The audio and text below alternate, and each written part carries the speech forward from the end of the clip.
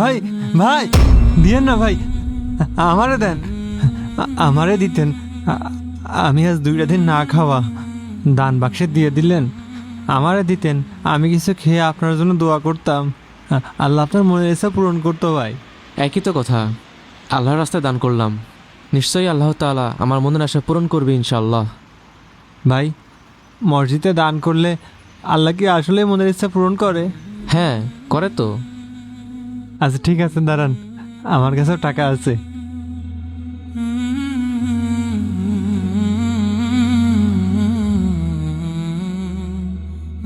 আল্লাহ আমার মনের ইচ্ছাটা পূরণ করে দাও না, আমি যেন পেট ভরে খাতে পারি। ভাই আমি তো টাকা দিয়েছি, আল্লাহ আমার মনের আশা পূরণ করবে। করবে ইনশাআল্লাহ। আচ্ছা তুমি কি চেয়েছো? আমি চাইছি আমি যেন একবেলা পেট ভরে খাতে পারি।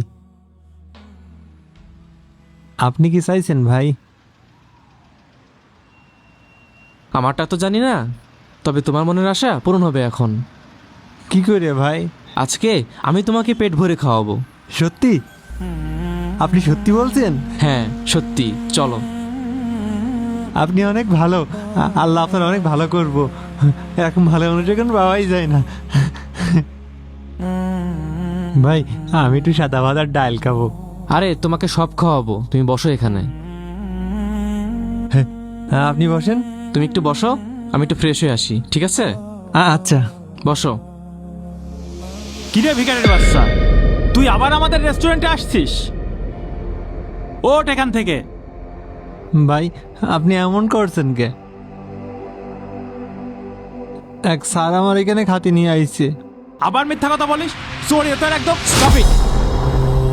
ননসেন্স, আপনি ওনার গায়ে হাত দেওয়ার কে? এই ভিখারির গায়ে হাত দেওয়ার জন্য প্রধানমন্ত্রীর পারমিশন লাগবে নাকি?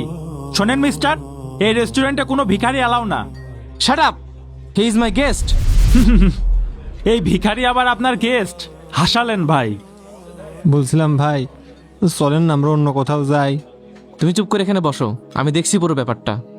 এই ওয়েটার, আপনি আপনার ম্যানেজারকে ডেকে আনেন, আমি ওনার সঙ্গে কথা বলবো। এই সামান্য কাজের জন্য আবার ম্যানেজারকে ডাকতে হবে কেন? আমি যে বলছি এইটা কি যথেষ্ট মনে হচ্ছে না? দেখেন, আমাদের রেস্টুরেন্টের একটা সুনাম আছে, এখানে এদের মতো গরিব ফকিরকে খাইয়ে বদনাম করতে পারবো না। আপনি কিন্তু অনেক বাড়াবাড়ি করছেন। আমার মনে হয় না এই রেস্তোরাঁয় গরিব ফকিরদের প্রবেশ নিষেধ। আপনি যদি আমাদের এখানে খেতে না দেন, তাহলে কিন্তু আমি আপনার বিরুদ্ধে কমপ্লেন করব। যা ইচ্ছা করে নেন, আমার কোনো সমস্যা নেই। এই কি হচ্ছে এখানে? আরে বন্ধু তুই এইখানে? আমারও তো একই প্রশ্ন, তুই এখানে কি করছিস? আমি তো এইখানকার ম্যানেজার। কবে থেকে? আরে এটা তো ওই ভাইয়ের রেস্তোরাঁ, আমি তো ওই ভাইয়ের সাথেই থাকি। ম্যানেজার কিছুদিন চাকরি ছেড়ে দেতে আমি এখানেই বসছি। আর তুই কি মনে করে? এই তো আমার এই ভাইকে একটু খাওয়াতে নিয়ে আসলাম, কিন্তু তোদের ওয়েটারের যে ব্যবহার। ও আবার কি করলো? ও বলেছে এখানে নাকি গরিব ফকির এলাও না, আমাদেরকে খেতেই দিবে না। কি ব্যাপার মিরাজ, তোমাকে এই কথা কে বলেছে? ওই ভাই রেস্তোরাঁগুলো করে থাকতো মানুষের খাওয়ানোর জন্য, মানুষের উপকার করার জন্য। তুমি এত হিটলার কবে থেকে শুরু করলে? না মানে স্যার। যাও মাপ চাও। জি স্যার, আই এম সরি।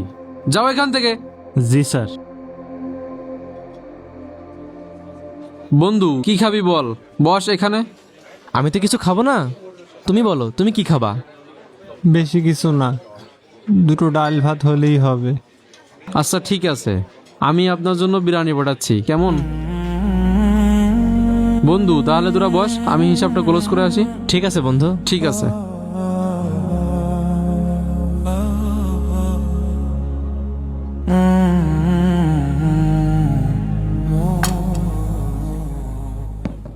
ভাই খাবো? হ্যাঁ খাওয়া শুরু করো। আচ্ছা। হ্যাঁ।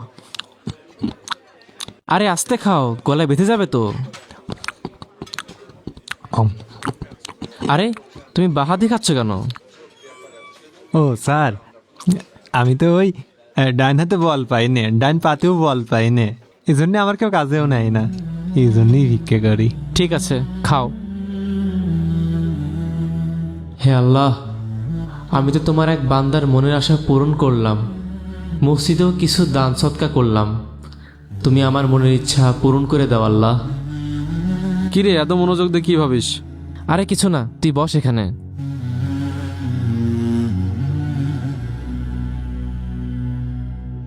তারপর বল কি নিয়ে এত টেনশন করতেছিস? মাত্রই একটা জায়গা থেকে ইন্টারভিউ দিয়ে আসলাম। কি বলিস রে মামা, তোর মতো একটা সৎ মেধাবী পরিশ্রমী একটা ছেলে একটা চাকরি হয় নাই? চাকরি হয়েছিল, কিন্তু অন্যদের মতো বসের পা চাটতে পারিনি, তাই অবহেলিত হচ্ছিলাম, চাকরিটা ছেড়ে দিয়েছি। আরে বেটা, তোর চাকরি হচ্ছে না, তুই আমাকে একবার বলতি।